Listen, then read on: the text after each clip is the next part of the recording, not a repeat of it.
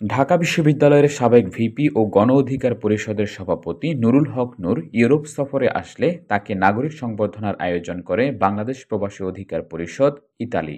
সংবর্ধনা অনুষ্ঠানে প্রধান অতিথির বক্তব্যে নুরুল হক নূর বলেন, প্রবাসীরা তাদের কষ্টার্জিত টাকা বিদেশ থেকে দেশে পাঠায়, আর শিক্ষিত লোকেরা এমপি মন্ত্রী হয়ে মানুষের সিম্পিতি নিয়ে দেশের টাকা চুরি করে বিদেশে বউ বাচ্চাকে প্রতিষ্ঠিত করে।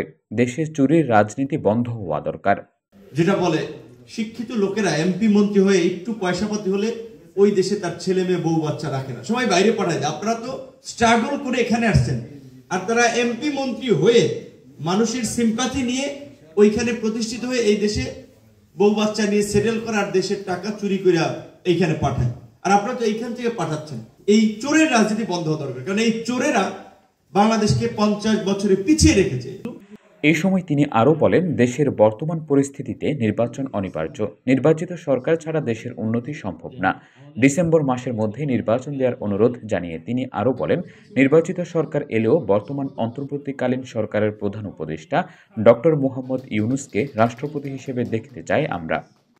সংস্কারের প্রশ্নে নির্বাচন পিছিয়ে যাওয়া কিংবা ডিসেম্বরের নির্বাচন আরো 6 মাস আপনার পরে হওয়া, সেই ধরনের পরিস্থিতি আছে বলে আমার মনে হয় না। সরকার চাইলে নির্ধারিত সময় ডিসেম্বরের মধ্যে সংস্কারগুলো করেই আপনার একটা জাতীয় নির্বাচনের আয়োজন করতে পারে। মূলত রাজনৈতিক দলগুলোর সংখ্যা হচ্ছে যে যদি নির্বাচন দীর্ঘায়িত হয় তাহলে আবার একটা অস্বাভাবিক পরিস্থিতি সৃষ্টি হতে পারে। আমরা চাই যে নির্বাচন হলেও ডক্টর মোহাম্মদ ইউনূস এখন বাংলাদেশের চিফ অ্যাডভাইজার, তখন তিনি রাষ্ট্রপতি হিসেবে থাকেন।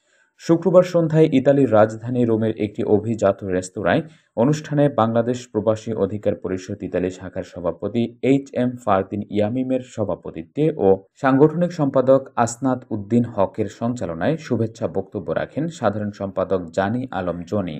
এই সময় বক্তারা ভিপি নুরুল হক নূরকে আগামীতে প্রধানমন্ত্রী হিসেবে দেখার প্রত্যাশা ব্যক্ত করেন। ঘরে ঘরে যেন আমাদের এই গণ অধিকার পরিষদের ট্রাক মার্কাকে চেনে জানতে পারে এবং এই গণ অধিকারকে জয়ের মাধ্যমে আমরা যেন বাংলাদেশে ফিউচার প্রাইম মিনিস্টার হিসেবে নূর ভাইকে দেখতে চাই। অনুষ্ঠানে আরও বক্তব্য রাখেন প্রবাসী অধিকার পরিষদ ইতালি শাখার খায়রুল আমিন, আবুল হোসেন জীবন, আবির আহমেদ সবুজ, রুহুল আমিন তালুকদার, খান মুহাম্মদ আপি, সামাজিক ব্যক্তিত্ব মোজাম্মেল হোসেন মোল্লা সহ বিভিন্ন সামাজিক ও রাজনৈতিক সংগঠনের নেতৃবৃন্দ। সংবর্ধনা অনুষ্ঠান শেষে উপস্থিত নেতাকর্মীদের নিয়ে ইফতার মাহফিলে যোগ দেন সাবেক ভিপি নুরুল হক নূর।